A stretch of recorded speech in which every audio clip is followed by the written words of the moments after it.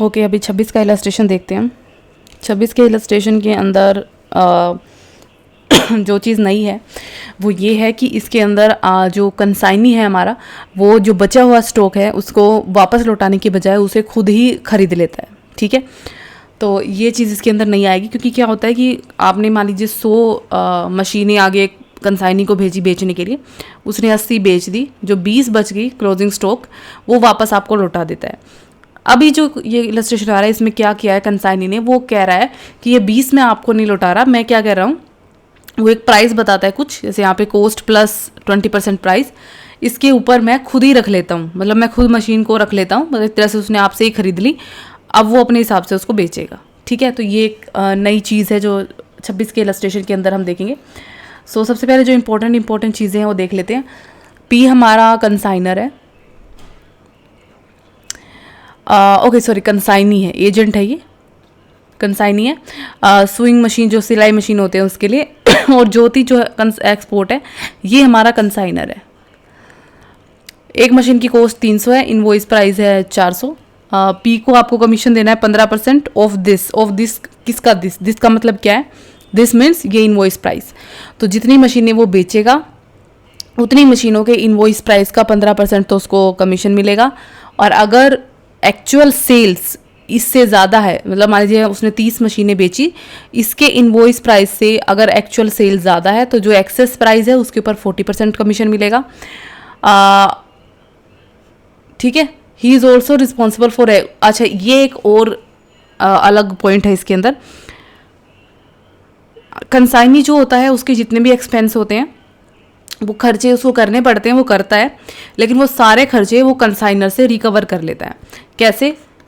Cell करता है वो, ठीक है, सेल से उसको पैसा मिलता है, वो सारा पैसा उसको कंसाइनर को देना होता है, लेकिन वो क्या करता है पहले अपना खर्चे, अपना कमीशन वगैरह सब काट वाट के जो बच जाता है पैसा वो देता है, तो वो अपना पैसा पहले ही निकाल लेता है, ठीक है, रिकवर कर लेता है। लेकिन अभी हमारे पास एक ऐसी सिचुएशन है जिसके अंदर जो कंसाइनी के खर्चे हैं वो सारे खर्चे वो खुद उसके लिए जो है भरपाई करेगा, खुद उसके लिए रिस्पॉन्सिबल होगा, मतलब कंसाइनर से वो खर्चे रिकवर नहीं करवाएगा। ठीक है, तो यहाँ पे जो खर्चे हैं वो सेल में से खर्चे नहीं काटे जाएंगे, वो खुद जो भी खर्चे वो अपनी जेब से देगा कंसाइनी, एक्सेप्ट फ्राइट और कस्टम ड्यूटी। हमें क्वेश्चन में दे रखा है कि फ्राइट यानी किराया और कस्टम ड्यूटी, इन दोनों को छोड़ के कंसाइनी कोई भी और खर्चा करता है वो सारे खर्चे अपनी जेब से भरेगा, कंसाइनर उसको कुछ नहीं देगा। ठीक है, चलो ज्योति एक्सपोर्ट है, उसने 200 मशीनें डिस्पैच की हैं, तो 200 मशीनें हमारी डिस्पैच हो रही हैं यहाँ पे। ठीक है, 200 मशीनें गई,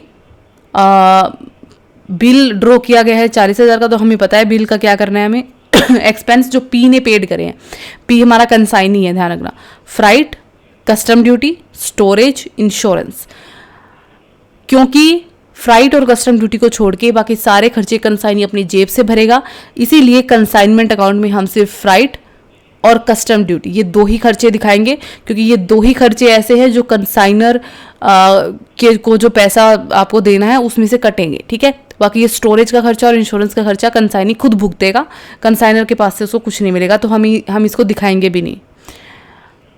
फिर पी ने जो है ये कहा कि उसने 150 मशीनें बेच दी, 440 रुपये पे बेची, तो 400 रुपये इसका इनवॉइस प्राइस था, 440 पे बेच दी, यानी ये 40% कमीशन, वो जो एक्स्ट्रा 40 रुपये पे बेची है उसके ऊपर 40% कमीशन मिलेगा।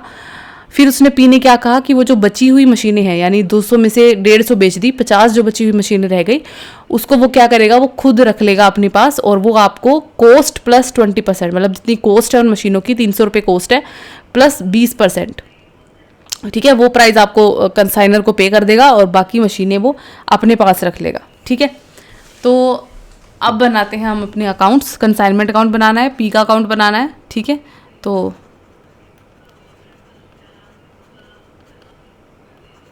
कंसाइनमेंट अकाउंट और पीज अकाउंट, पी हमारा कंसाइनी है। ठीक है, सबसे पहले गुड सेंट ऑन कंसाइनमेंट,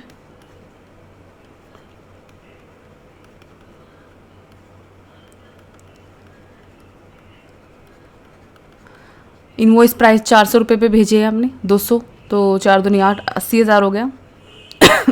ठीक है, उसके बाद क्योंकि आपने कंसाइनमेंट पे जो गुड्स भेजे हैं वो इनवॉइस प्राइस पे भेजे हैं, तो इसमें लोडिंग भी शामिल होगी, तो लोडिंग की एंट्री भी कर लेंगे।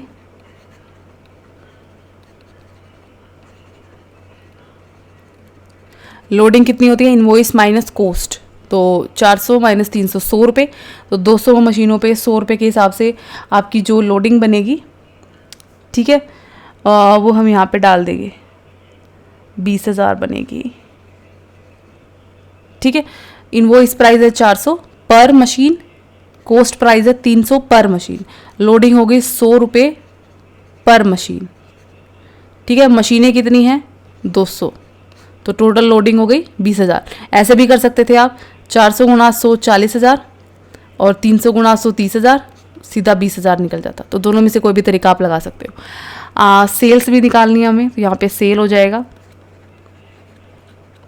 सेल इसने 150 मशीनें 440 रुपये में बेची हैं, तो 150 गुणा में 440, ये हो जाएगा आपका 66,000। ठीक है, सेल की एंट्री यहाँ पे भी हो जाएगी कंसाइनमेंट के नाम से। ओके, अब इसके बाद हमें क्या करना है, कमीशन निकाल लेते हैं। तो सबसे पहले 15% कमीशन तो इनवॉइस प्राइस पे, 150 मशीनें बेची, इनवॉइस प्राइस है एक मशीन का 400, तो 150 का इनवॉइस प्राइस कितना हो जाएगा हमारे पास, ये हो जाएगा 60,000, 15 चौकी 60। ठीक है, तो इसका तो 15% कमीशन। और एक्सेस प्राइस मतलब जितने पे आपने बेची है, हमने बेची है 66,000 पे और इनवॉइस प्राइस है इन मशीनों का 60, तो 6,000 एक्सेस प्राइस है, इसका 40% कमीशन। ये 2 कमीशन निकलेंगे हमारे, और ये हो जाएगा आपका टोटल कमीशन 11,400। ठीक है, उसके बाद खर्चे देख लेते हैं हम। पी ने जो एक्सपेंस पे करे उसमें फ्राइट और कस्टम ड्यूटी है, और हम सिर्फ फ्राइट और कस्टम ड्यूटी ही पे करेंगे कंसाइनर उसे, तो सिर्फ फ्राइट और कस्टम ड्यूटी लिख देंगे, टोटल आएगा 6,000। बाकी ये 2 खर्चे के लिए पी खुद भुगतेगा इनको, तो हम इसको नहीं दिखाएंगे, कंसाइनर को कुछ नहीं देना। अच्छा, सेल दिखा दी हमने। उसके बाद रिमेनिंग गुड्स को कंसाइनी अपने पास रख लेगा। तो जो हम क्लोजिंग स्टॉक वाली एंट्री करते थे, अब क्लोजिंग स्टॉक नहीं बच रहा, कंसाइनी ने गुड्स को अपने पास रख लिया, तो हम क्या करेंगे, बाई क्लोजिंग स्टॉक वाली एंट्री करने के बजाय पी स्टॉक टेकन ओवर, कि ये जो है गुड्स ये कंसाइनी ने टेक ओवर कर दिए। इसको निकालना कैसे है, इसको निकालेंगे वैसे ही जैसे हम नॉर्मल अपना निकालते थे, क्लोजिंग स्टॉक वैसे ही निकलेगा। तो देखो 200 आपने भेजे थे, 150 बेच दिए, बच गए 50। ठीक है, 50 की जो कॉस्ट है, क्योंकि कॉस्ट प्लस 20% आप दे रहे हो, तो इसकी कॉस्ट निकाल लेंगे। तो 50 गुणा में एक मशीन की कॉस्ट है 300, तो 50 की हो गई 15,000। ठीक है, प्लस प्रपोर्शनेट खर्चे, ये जो खर्चे कंसाइनी के खर्चे हैं ये 6,000, ये खर्चे इसने किए थे पूरी 200 मशीनों के लिए, हम सिर्फ 50 के लिए निकालेंगे। कंसाइनी के खर्चे लेने हैं हमें सिर्फ, ये ध्यान रखना, ये अलग है यहाँ पे 1500। ठीक है, ये तो आ गई आपकी कॉस्ट, ये है लैंडेड कॉस्ट, इसको हम बोलते हैं landed cost, cost plus consignee के खर्चे।